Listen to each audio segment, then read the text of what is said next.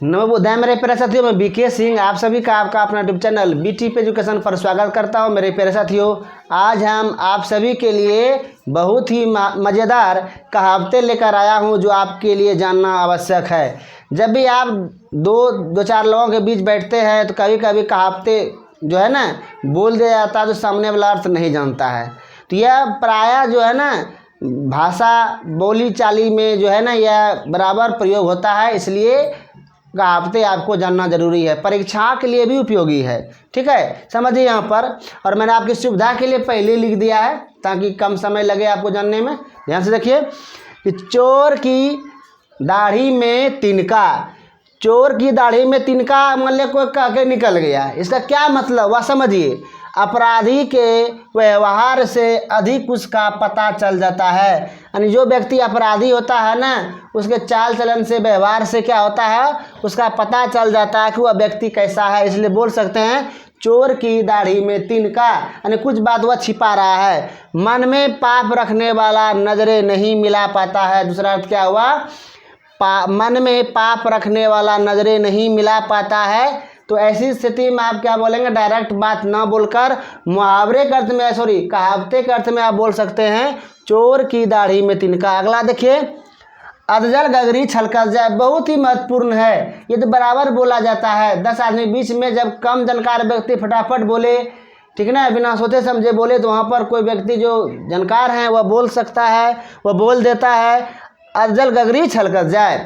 देखिए, जो व्यक्ति कम जानता है वह विद्वत्ता का दिखावा ज़्यादा करता नहीं, विद्वान होने का दिखावा अधिक करता है। दूसरा बात में आप क्या बोल सकते हैं, अज्ञानी व्यक्ति स्वयं के बहुत ज्ञानी होने की बात करता है। तो ऐसी स्थिति में अधजल गगरी छलकत जाए बोल सकते हैं। समझ लीजिए, अगर आधा घड़ा पानी आप लेते हैं और आप चलते हैं तो वह बड़ा छप छप करेगा, यानी गिरेगा नीचे। ठीक है, इसलिए अधूरा ज्ञान जो होता है अपराध होता है। ठीक है, अगला देखिए, आसमान से गिरा खजूर में अटका।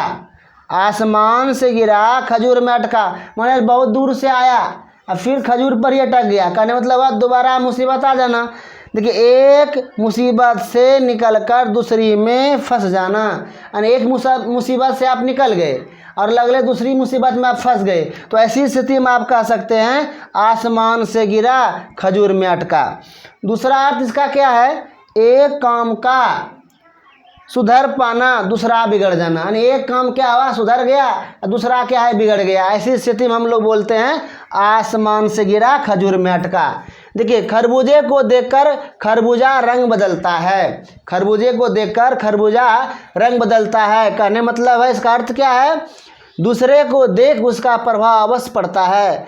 बुरी आदतों का जरूर असर होता है। मान लीजिए आपके आसपास कोई व्यक्ति है, उसका मान लीजिए बुरी आदत है तो आसपास के व्यक्ति में भी कुछ गुण आ जाता है, कुछ व्यक्तियों में आ जाता है। घर ही परिवार में कोई व्यक्ति ऐसा है तो इसका असर कुछ परिवार में भी पड़ता है। कहने मतलब अगर वो कोई गलत कार्य करके आया तो घर वाले को डांट सुननी पड़ती है।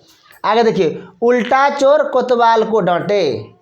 उल्टा चोर कोतवाल को डांटे तो दोषी व्यक्ति का भले आदमी पर अकड़ना, यानी दोषी खुद है लेकिन दूसरे पर जो निर्दोष है उस पर जो है ना अपना प्रभाव जमा रहा है। दूसरा अर्थ क्या हुआ, अपनी गलती के बाद भी दूसरी पर हावी होना। खुद गलती कर लिया है फिर दूसरे पर हावी हुआ।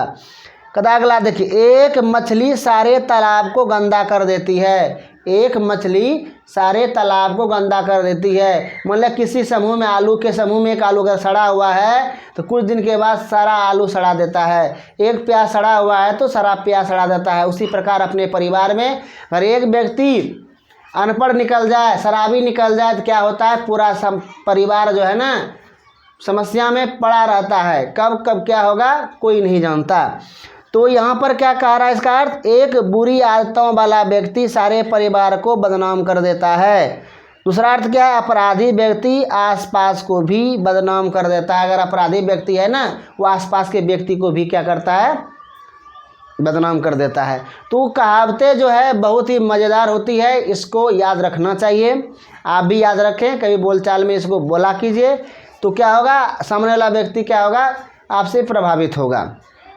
और हिंदी क्या है, अनिवार्य विषय है। हम भारतीय हैं और हमें भारतीय होने के नाते हिंदी पर गर्व होना चाहिए। और अगर आप अच्छा हिंदी बोलना चाहते हैं तो कहावतें, मुहावरे, ये सब आपको क्या होगा, जानना होगा, तभी आपका बोली अच्छा होगा।